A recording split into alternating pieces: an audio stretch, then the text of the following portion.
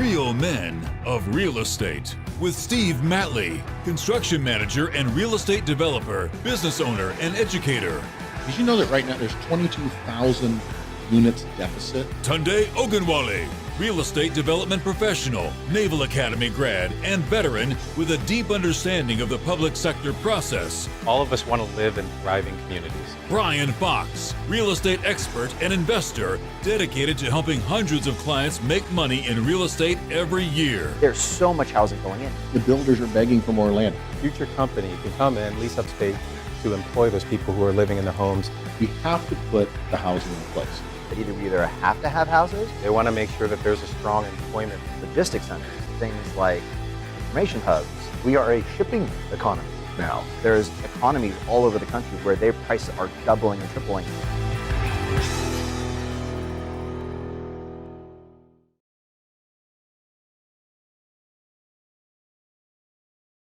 Hi, I'm Tunde Ogunwole. Welcome to the Real Men of Real Estate. We are happy that you're joining us. As always, we have Steve Matley and Brian Fox to present a lot of great content. Today, we're going to really focus on adding value to real estate. We've always talked about how excited we are about real estate. We wanted to talk about how you can really add value to real estate. And to kick us off, Steve Matley is going to lead some of the discussion. Steve? Thank you, Tunde. It's good to see you guys today. So the idea of talking about this is if you're in Southern California, appreciation will eventually take care of you over time, even if you make all the wrong decisions in real estate if you hang out long enough. There's a lot of the country that's not true. There's a lot of areas that do not appreciate, but you can create value. You also, if you're looking short term, instead of waiting 15 or 20 years, you can put some value into the real estate when you buy it. And the different type of real estate you buy is going to have different things that you can do or should do to increase the value of the real estate. So for example, starting with residential, and this is kind of Brian's area of expertise, but there are things you can do when you buy a piece of real estate to make it worth more pretty much immediately, which is, of course, there's a lot of TV shows about that too, but don't listen to those. Brian knows more. Brian? Yeah, so, all right, improving value of real estate has everything to do with understanding why people buy homes to begin with. And most people would like to tell themselves, individuals buy homes because they would like to invest in their future. And that's as lovely as that sounds. They buy homes because they want to live a lifestyle. They would like to do a lifestyle. So having a property that has some basic things such as landscaped yards, open floor plan concept, things that you keep hearing over and over again are the pinnacle of how you increase value in a property. Some are more structural, such as if you said, I want an open floor plan, it turns out you have a support beam that needs to be moved. That's an expensive item, but there are many things you can do, and most of it actually revolves around the lifestyle outside the property. If you have a yard, in most of the countries besides Orange County, you have a yard, most of them, not New York, not Miami, not many, but most. You have yard space. In that yard space, if you can deliver a lifestyle, an idea of what you can do with the property, you can dramatically increase the value of the property by what should be a substantial reduction of the investment over the entire construction of the property. Many things we do, quite honestly, when we get listings is we actually will stage them and make them look a certain way so people see the entertainment value of a property without having to do any construction at all. That's most of what you can do. I can go deeper, but Steve, I want to give you a chance to describe some stuff you do because I know the land side, you also do some improvement. Right. One thing I was thinking about homes before we leave that is just adding area to the house, adding a room, building above the garage, putting an ADU in the backyard. Those kind of things can dramatically add value to a house with well above the expense that you put into it. On the land side, the key here, and Tunde knows this too, because he works in this realm too, but in the industrial and in commercial side, and that is highest and best use of the land. If you can get land that is undervalued because it's being used for a lower use, say agriculture or rural residential or something like that, but it's in the path of growth, and it's on a major freeway or a rail spur or something that's close by near an airport or something, you can go and get that change zoning. You go to the city and look at their general plan and their zoning plan, and you can change that to a better use. More homes, commercial use, something like that, and that land, all of a sudden, as soon as you get that approval, it's not overnight because it takes a while, it will exponentially increase in value. To be fair, so what you said was a perfect point in this side of the business too. Highest and best use of any space available. So when people have a 4-bedroom house and 3 of them are offices, The highest and best use of the house is not being utilized, therefore it decreases the perceived value of the home in total. So if you have exterior space that's not being used appropriately, it has an effect on the subconscious of the person looking at it. And of course, Tunde does what the main thing is to increase land, which is build on it. Tunde? Well, on the industrial side, yeah, typically the way that we take that land and boost the value is providing the improvements. And so that's something that obviously people are familiar with. But I want to go back to a point that you brought up before in terms of adding value on the land side that does apply in industrial. In California, we have this litigious process for gaining entitlements. If you're from a different part of the country and you're trying to figure out a little bit about what's happening in Southern California, you might have heard a term called the environmental impact report. And that kind of governs some of the activities that one needs to go through to be able to get the entitlements for some of the larger projects. And I would say, short of the EIR, the environmental impact report, or a mitigated negative deck, meaning that there are some environmental impacts, but you can mitigate them. I'd say that set of activities that civil engineers do, that planners do, to be able to boost the value, to get that highest and best use, that's one great way to boost the value on the industrial side. Absolutely. Right. And it's a process that takes patience and it takes money and it takes effort, but it's well worth it. I think it's the single biggest increase you can do in real estate, but also probably the highest risk because it doesn't always work out because of all the issues. And one of the things that I think is really important to note, and you see this, Steve, is that that process is a political process. It's an engineering process. So you don't necessarily see anything physically different on the land.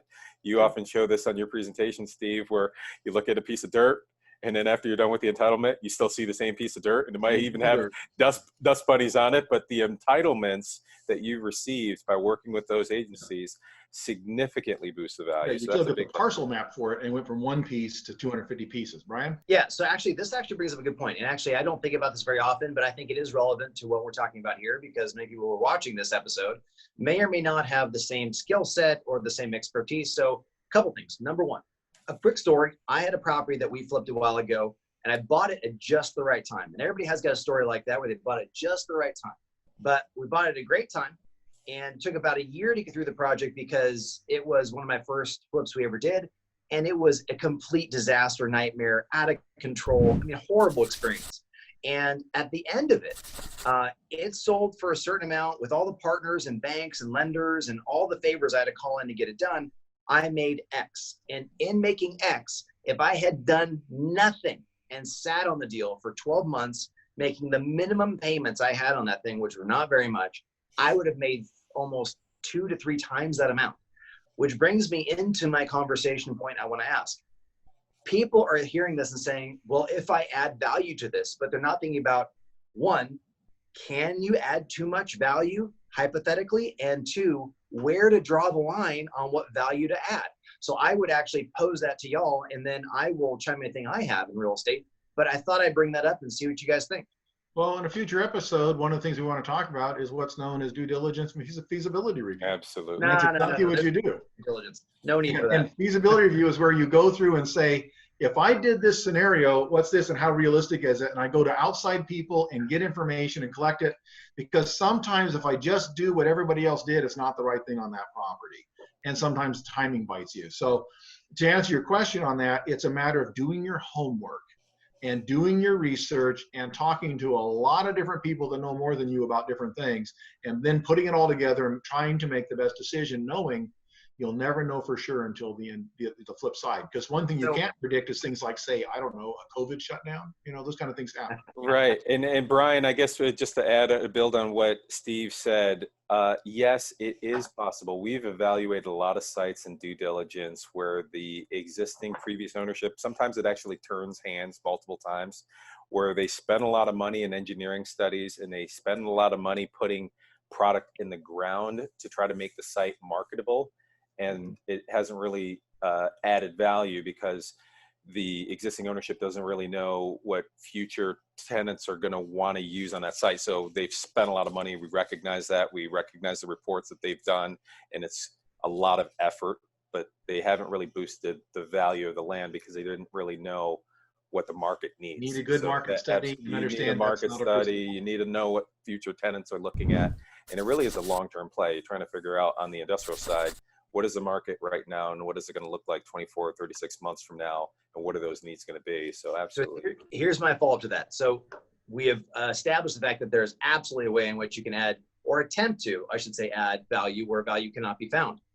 But a lot of those things come from TV shows. Honestly, the inspiration of what you can and cannot add to property, the nature of how real estate investing works, how you want that to be, is very much hypothesized through what we find on the internet and TV shows, and let's say celebra estate, which is quite a big deal in this business. So how would you know what is good to add? I understand it's a big question, but if we could break it down. So I'll give you mine first. Mine is always look for space over size. For me personally, that's how I direct. Always look for space over size. You can have 1,000 square foot home that feels like 2,000. You can have a 2,000 square foot home that feels like 1,000. Floor plan is huge, yes. Absolutely. Go for the former, not the latter. So always shop for that first. What space can become is easier when it's already started in that direction. But ultimately, I want to kind of pose it here is that being that we know you can add too much, and you shouldn't just simply go by what you see, what is a good barometer for kind of quarantining your enthusiasm for creating a project? I would say on the industrial side, one of the things that first comes to mind, we often talk about location, and you can't necessarily change the location, but you can change the accessibility to a site. So if you can provide improvements that make that site more accessible to the freeway, more accessible, you can improve the road so people can have access. That's one great way to do that. And you can do that physically. You could also do that with utilities to be able to bring the utility extensions to that site. That's a great way to add value. And I think there's a lot of research and study that can be done with something that we talked on the other show, talking to competent engineers, talking to competent planners, talking to competent architects to be able to bring those facilities to make your site more accessible. That's a great way to boost value. And so much of it's tied to an individual owner's functional requirements and what the project is looking for. And so you have to kind of play with that. In homes, of course, a lot of it goes with trends. And the problem with trends is they come and go, and nobody knows when and how and where they're going to be changing on us. And so right now, people, if everybody keeps putting in these barn doors, pretty soon that's the most dated look you're going to see, right? Just like popcorn ceilings tells you when a home was built, right? Yeah. And so there's different things that come and go. Architecture is no different than any other design, whether it's automobile design, fashion design, color, whatever it is. Those things have their times and their trends. And what you're trying to do is guess what is going to be the most valuable thing in the next 5 to 10 years. Yeah. And because it's a guessing game, you can be wrong. And that's the speculative nature of real estate, which is also why it is so lucrative if you call the right shots. Yeah. What about those transparent like bricks from the 90s? The glass blocks? Yeah, the glass blocks from the 90s that go in showers and stuff? Yes. Which was a revisit of the glass blocks of the Art Deco period. Yeah. Yes, they came back around again. Yeah, exactly. Because design trends do come back around again. So just know your avocado green refrigerator could return. For sure. One of the other things that comes to mind as we're talking, and this is more of a survey episode where we're talking about different ways you can boost the value. The other area that I think people don't always think about, and I think it's directly relevant in this season right now as we're talking about this, we're in a season of transition. We're coming out of, some people call it the pandemic or COVID, et cetera, in quarantine, and they tend to focus on themselves. One of the other ways to boost value is to get your community supportive of development. So that's one thing that people don't always think about, is that exercising your political voice and working with your neighbors can actually bring value to your neighborhood, your community, by really getting a groundswell support. Developers and capital partners actually look for that. And that's something that doesn't always come to mind people when they're thinking about their own individual site, but that's a great way to boost value.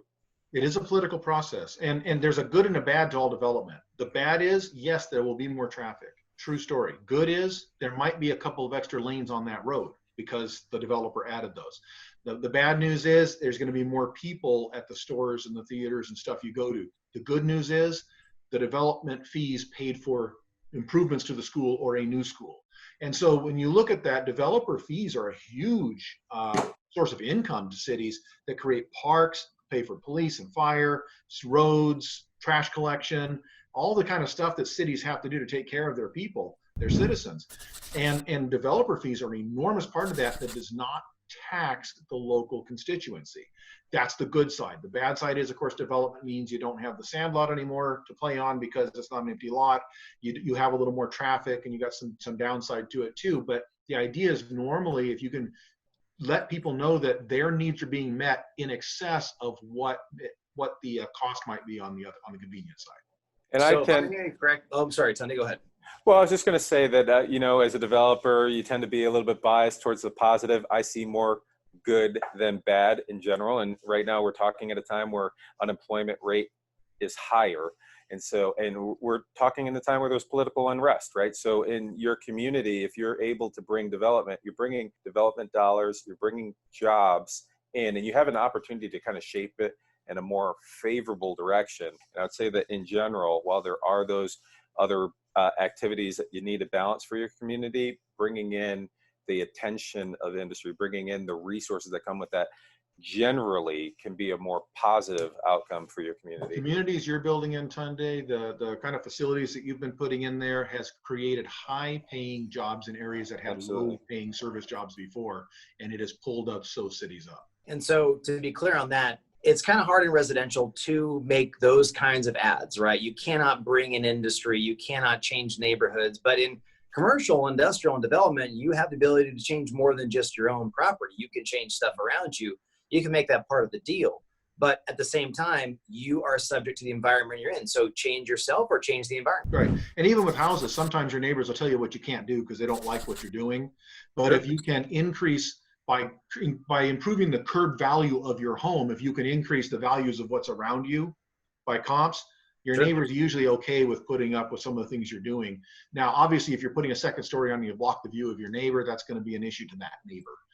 But it also increases the values of the other 6 neighbors that are on the other side. Well, fantastic, guys. Steve and Brian, I really appreciate your thoughts, because I think this is a great way for us to just start that discussion. And again, this is kind of part of a wider series where we're going to go into the value discussion for residential specifically, for commercial and industrial. In other episodes, we've really started unearthing some of the different ways you could add value. And for any of you who are watching this episode, we appreciate your time and attention watching The Real Men of Real Estate. Please stay tuned. We encourage you to find us on YouTube. Subscribe to us on YouTube. We really like the interaction. All of us like to see people are responding to our videos, providing comments. You could also find us on Facebook. We have our content up there. We have the Real Men of Real Estate site. Thanks so much again, guys, for joining in on this discussion. You're watching The Real Men of Real Estate.